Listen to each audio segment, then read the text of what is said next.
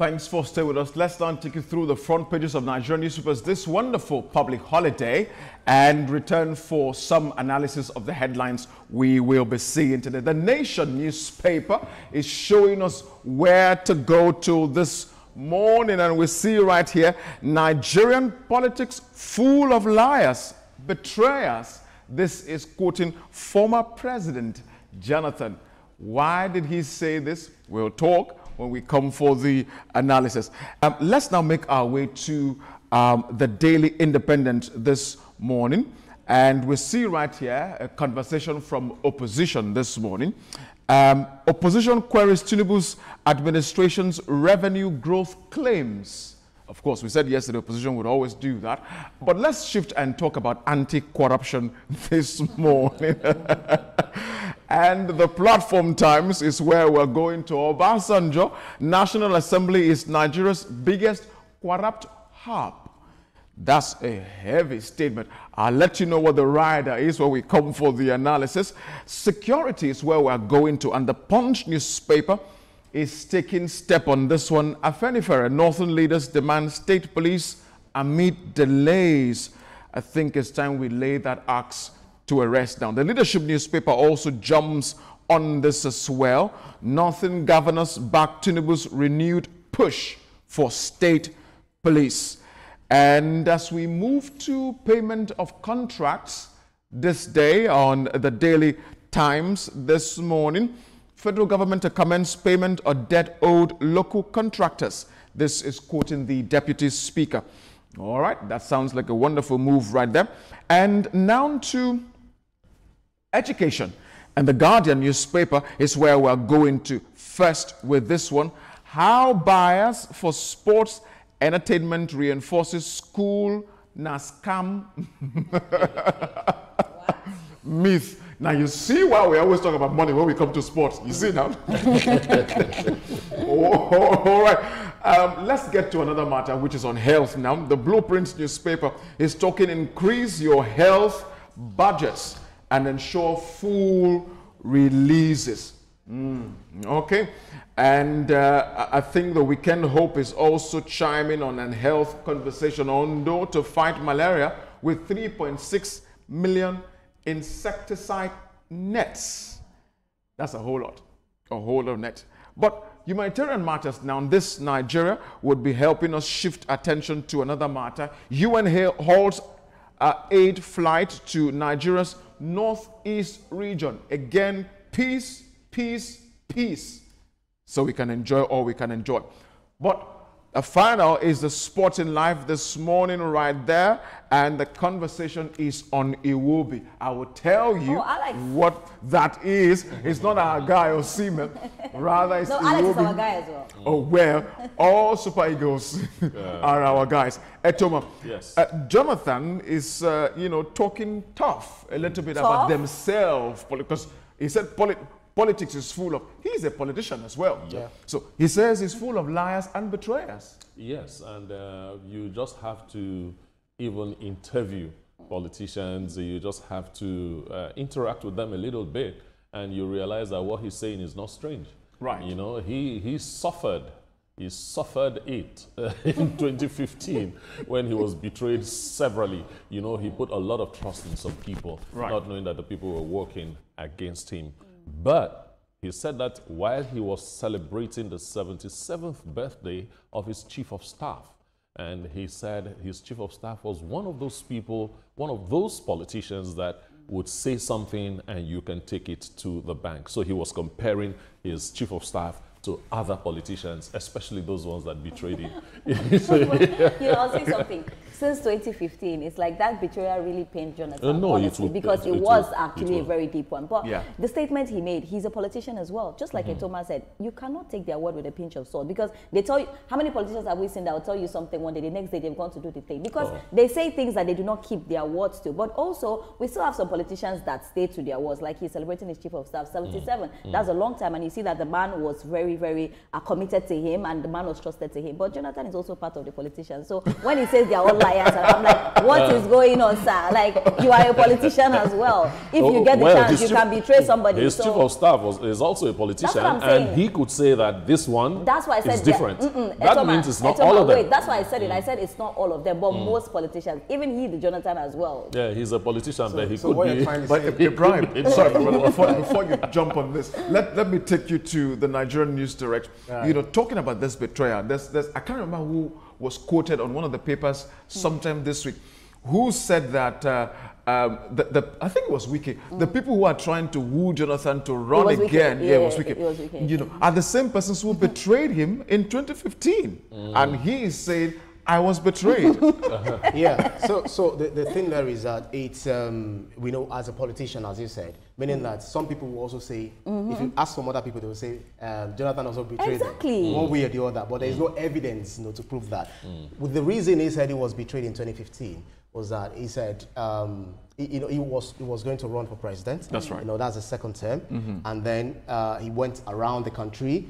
The PDP held sway at the time. The APC was right, holding their jugular that we are going to topple this government, we're going to take over this government, which eventually happened. Yeah. So some people told Goodluck Jonathan, keep dancing, we're right behind you, we're dancing after you. But then they had something else that they were doing. So when he's coming in 2025 to say that he was betrayed, he's signposting that for those of you guys calling me to come and run for president because you're not getting me. You are sad. Because you are played back, by this current administration, now trying to use me. You guys are betrayal. So don't even try. And I'm happy that he's aware of that. I really hope that he doesn't, listen to the pressure and try to do, bent to saying that he wants to contest. I'm happy that he knows. Like, he's smart. Once beaten, twice shy. They have beaten him once. He knows that they can bite him again. The man knew from the beginning. He knew from the very beginning. But you see, on a general note, look, if you're not going to do something for somebody or just... Are you talking to politicians? Now, so what are you saying here? Who are you talking to? Just come out straight. I'm not doing this. No, that is their way. They never come out straight. And that's why I like somebody like a Weekend. They are painting all of them with the same brush. All of them are not like that. Most of them. Yeah, most of them. Some of them are quite honorable men. Yeah, we still have some good politicians. Their word is their bond. You can take their word to the bank. But I think the bad is more than the good. Yes, I agree. But let's see what the Daily Independent is talking this morning. This matter of opposition, Etoma. They are questioning the claims of the Tinubu administration's revenue growth. Check out here. Questions why the federal government is still borrowing if met revenue target, and says 5% petrol tax cruel with compound misery of Nigerians. Obi criticizes federal government over protesting ex-soldiers, retired public servants. They are saying, if you're saying you've met your revenue target, why are you still borrowing? It means you're not there yet. But you see, Mr. President said we've met our revenue target, so we are not going to do internal borrowing. Yeah. He didn't say anything about international borrowing. But when I saw that the Minister for Finance is saying that, look, we have to do another 5-point-something trillion IMF loan and so on, coming just like a day or two after Mr. President says we've broken even, I felt the optics wasn't good. Yeah. And it's based on that opposition now is jumping up. Yes, they now have a basis for the criticism they are giving right now. But we need to put everything in perspective. He said internal borrowing will not happen. IMF is not in Nigeria. Yes, but that's another thing I'll say, Tuma. When these things are said out, they need to be spelled out right. Because when you say no borrowing, the layman on the street just believes that no borrowing from anywhere. And also, we speak about opposition. They're just waiting to, it's like they're waiting for a time bomb just to explode. So it's expected. If our opposition is, they're not saying anything, then there's a problem. You know, so we are waiting for them to criticize. That is their work, to criticize. But when they're there, another person will criticize them. It's just a circle. That's how it goes. Yeah. And Ria, let me take you to the platform times and let's talk political toughness here. Obasanjo he said the National Assembly, this is a very heavy statement. Look at the rider here. He says lawmakers mangled NDDC bill after collecting bribes. Alleges legislature wrecked budget system with self-serving project. The National Assembly, Nigeria's biggest corruption hub. Obasanjo has been saying a lot lately. You know, I remember the interview we had with, I can't remember the name of the man that came on the set, you know, where he said, yes, you remember I can't remember his name, where he spoke about, you know, even saying that Obasanjo is one of the most corrupt person and all of that. But in my own stance, I'll say that this is a man that has been fighting against corruption, you know, when he was president. He's not perfect, but he's been saying a lot lately. And I feel like we should not just listen to the person saying it, but also listen to what he's saying. Forget about the messenger and listen to the message. National Assembly is a very important, you know, aspect of our country. So if there's corruption, then there's a big problem. It's just like the other day we're talking about NNPC and we talk about the amount of corruption there. Like, we know that there's corruption everywhere, but there are some places that you expect it, you know, not to be. Imagine people taking bribe there. That's a big blow, actually. So I'm not even thinking that it's coming from Obasanjo. I'm thinking that how can we do to rectify not to have corruption in the National Assembly? Indeed. Well, I think Obasanjo has just said what a lot of people are not courageous enough to say. Right. You know, recently we heard that even to pass bills within the National Assembly, you have to pay 3 million. Come on, man. Saw that right on NDDC bill, that, you know.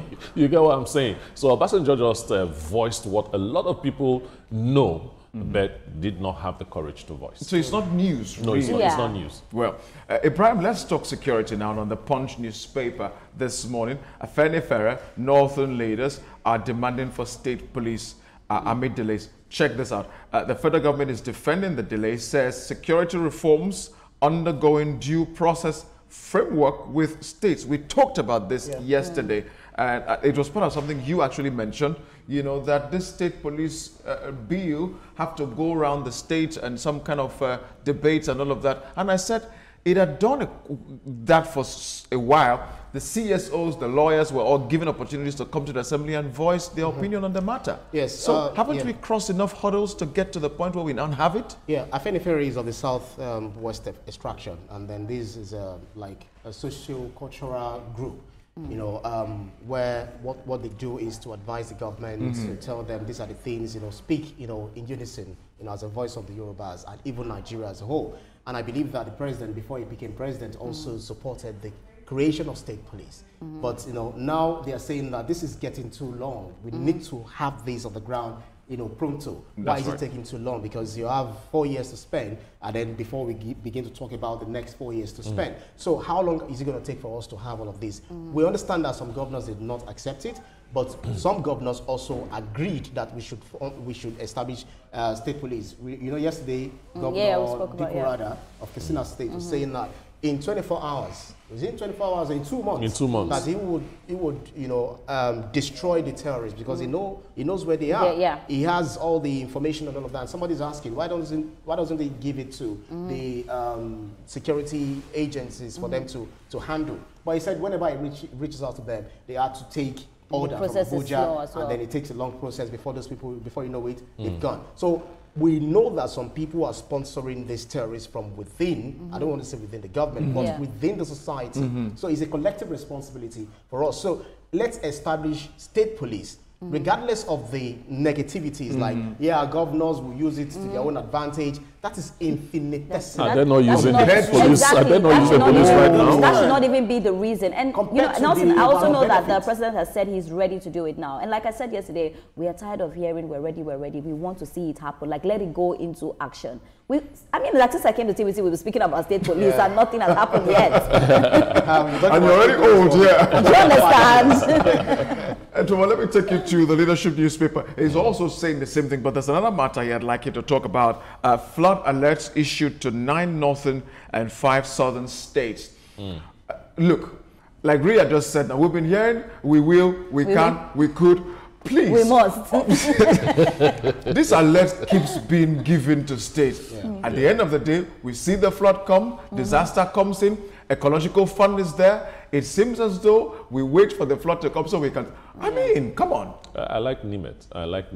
But do you think they're doing enough? They are doing, no, their job is to tell you. Yeah.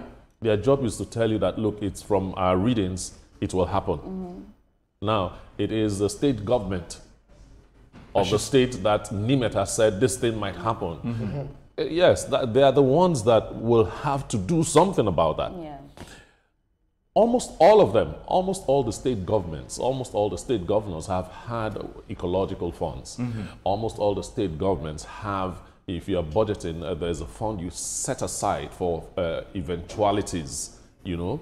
these funds are available, you know, is just this reactive nature of government that we see in Nigeria, which is so annoying because people are dying.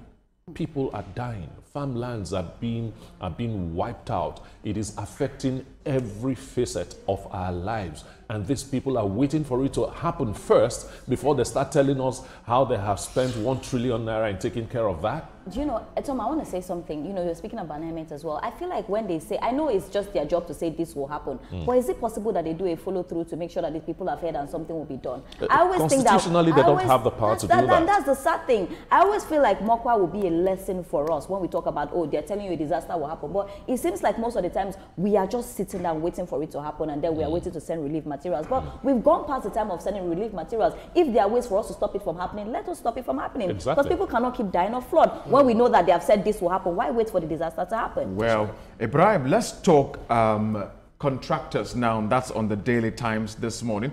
You know, the Deputy Speaker is saying that the government will commence payment of debt owed to contractors. But the picture story there, you see them protesting, yeah, they've been right? protesting. I mean, if they were contracted to do some work and they delivered, how come we took this long a time from paying them? So the question we should ask ourselves is, why should some people be given jobs and then we don't pay them as and when due? I mean, because it's like it's a trust. It's there's an Arabic word that came to my head and I almost spit out. It's a trust, you know, on you. It's a burden on you that you are supposed to ensure that when someone had taking up a job and then you tell the person, I'll pay you at the end of your sweat, you have to pay it, because there is this day that we're going to stand before God. Let's just go a bit spiritual. There's a day you stand before God and then you account for every single thing that you've done on the surface of the earth, including the fact that you denied people the dividends of their sweat. So it's good that we have the Deputy Speaker speaking that, yes, we are going to be doing, paying them, but should it get to the level of protests? Pay us our money, pay us our dues before we begin to, think of how to, pay them. Ibrahim, what saddens me about it is the kind of financial straits these contractors go through to get these jobs done. They get loans. They get loans from banks, and these loans have terminal dates. Because if you see some of the riders on that picture story, they're talking about what you just said. Yes. So it's a sad one. The thing has terminal dates, and you know, they say that two things in this world do not sleep: God and interest rates. But you know, Etoma, there's also a saying that when you do government work, the pay takes time. We understand that the pay takes time, but I'm like, let's not elongate it. No, it shouldn't actually take time. I know, but let's be realistic on this table. You know, everybody knows this. Everybody knows this. That goes on before it gets to the That's what I'm saying. Exactly, but all I'm saying is that even though we know that it's going to take a bit of a time, it should not take so long time that these people have to come out to protest. Okay, we cannot deny the fact that we do not know that, these things. We need to add some speed here, ladies and gentlemen. But Ria, I want to take you to the Guardian newspaper, and this is, wonderful something. Let's talk about this one. The biasness of sports and entertainment that reinforces school has come. And then check the picture story right there. Our Super Falcons, it couldn't be better put together. Making big money in sports.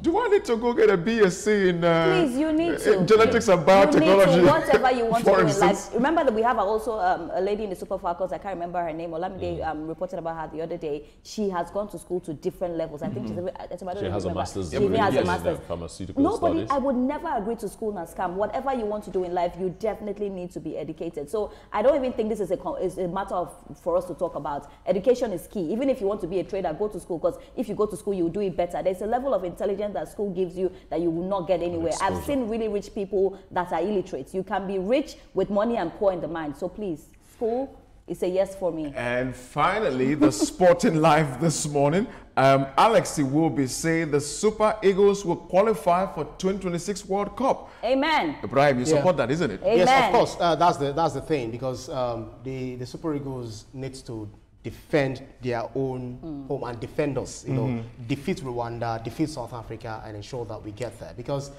if we don't get to the World Cup, then what do we have to show for it? What do we have to show we for are it? paying so much more we are reposing our hopes on them so much more that we need them to deliver on the job. So let's all qualify. Let them not just get to the World Cup, let them bring the cup home. And I was just going to say something. Our Super Falcons are doing so well, and I'm really expecting a lot from the Super Eagles as well. I think I shared a story with you. Do you know of a man, a Brazilian who died, a billionaire who died and willed over $800,000.